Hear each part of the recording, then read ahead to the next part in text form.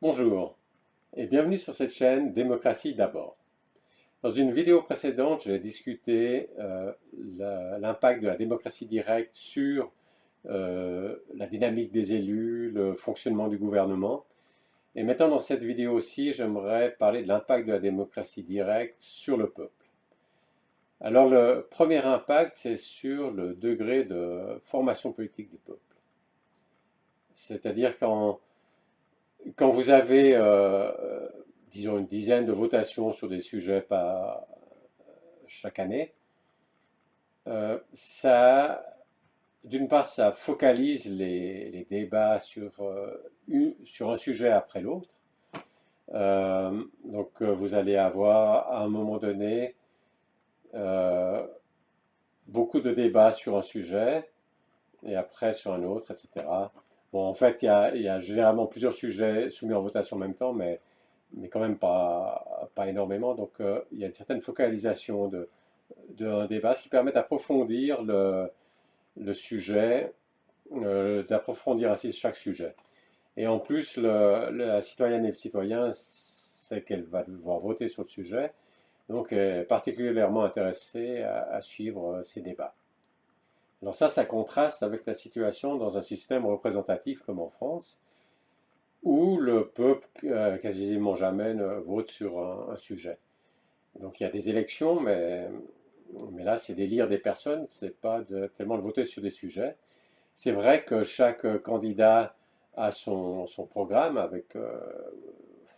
donc sur des sujets, mais si on pense par exemple à l'élection présidentielle, ça veut dire que vous allez avoir ces différents candidats, chacun avec son programme, et là il y a beaucoup de sujets.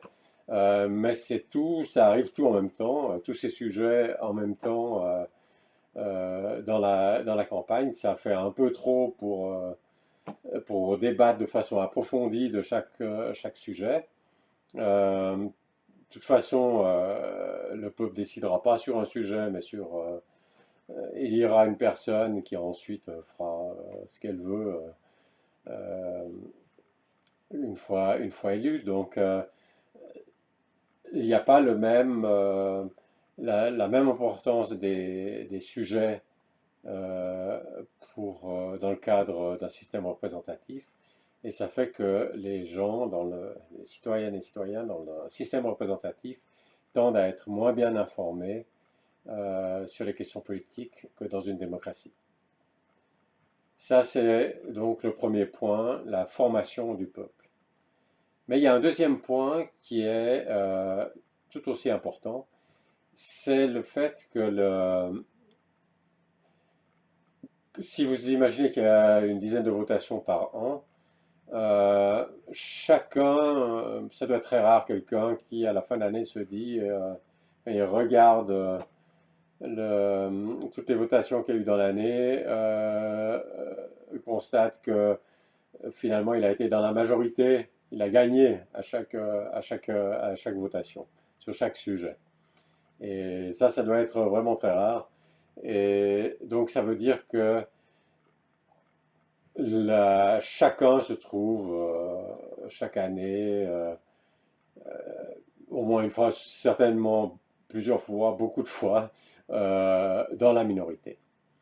Et ça, c'est quelque chose d'assez sain, que premièrement, le peuple est divisé en majorité et en minorité. Chacun se retrouve souvent en minorité.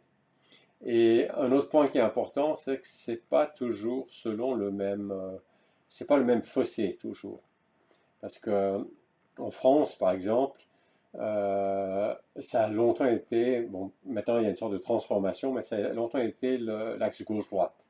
Donc il y avait le fossé gauche-droite. Et de temps en temps, c'est la gauche qui gagnait une élection, disons l'élection présidentielle, et ensuite elle dominait la politique pendant la durée du mandat présidentiel, et puis après, c'était peut-être un changement de majorité, et puis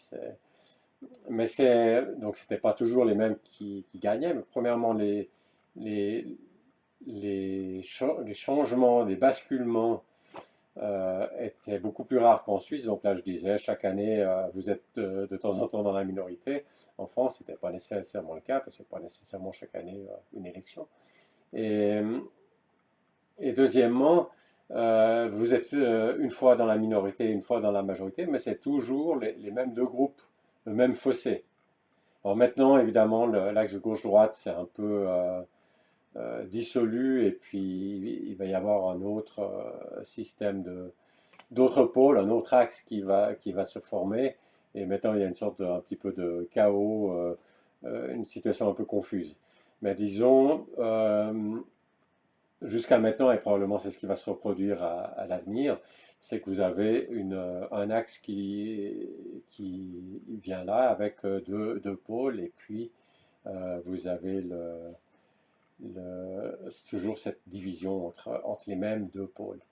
Euh, Tandis qu'en Suisse, ou dans une démocratie de façon plus générale, la division, elle n'est pas toujours, elle ne sépare pas les mêmes deux partis, toujours les mêmes deux partis. Ça peut être gauche-droite, par exemple, mais ça dépend du sujet. Sur d'autres sujets, ça peut être les villes contre les campagnes, ou bien ça peut être les hommes.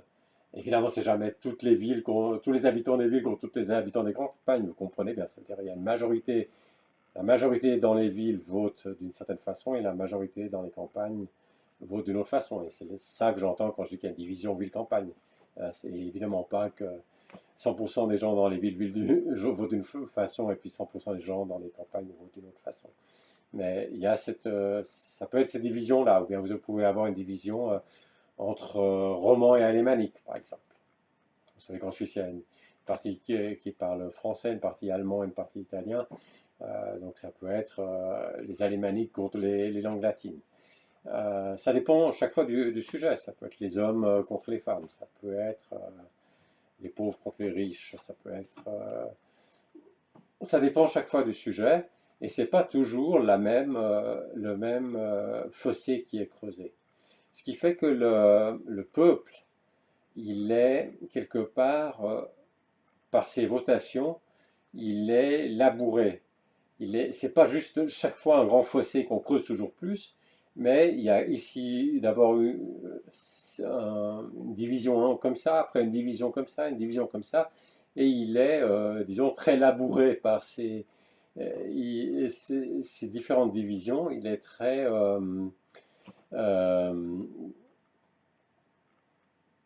oui, il est très granulaire, disons, plutôt que deux grands blocs, c'est assez granulaire. Chacun a plusieurs identités. Vous pouvez avoir une identité, votre langue, votre religion, votre sexe, votre bord politique gauche ou droite, etc. Et c'est, suivant le sujet, c'est selon différents aspects de cette identité, ces identités multiples, que ça se divise. Donc il me semble beaucoup plus sain que d'avoir une situation où c'est toujours la même séparation qui est creusée. Et puis ça a aussi comme effet que comme chacun se retrouve assez régulièrement dans la minorité, chacun a intérêt à ce que la minorité soit respectée. Et donc la démocratie directe a un impact vraiment important sur le niveau de formation politique du peuple et sur sa structure, sa- sur comment il est structuré dans le sens qu'il est divisé sur beaucoup plus d'axes, c'est beaucoup moins grossier que juste deux pôles. Voilà, j'espère que cette vidéo vous a intéressé et que je vous retrouverai pour une autre vidéo.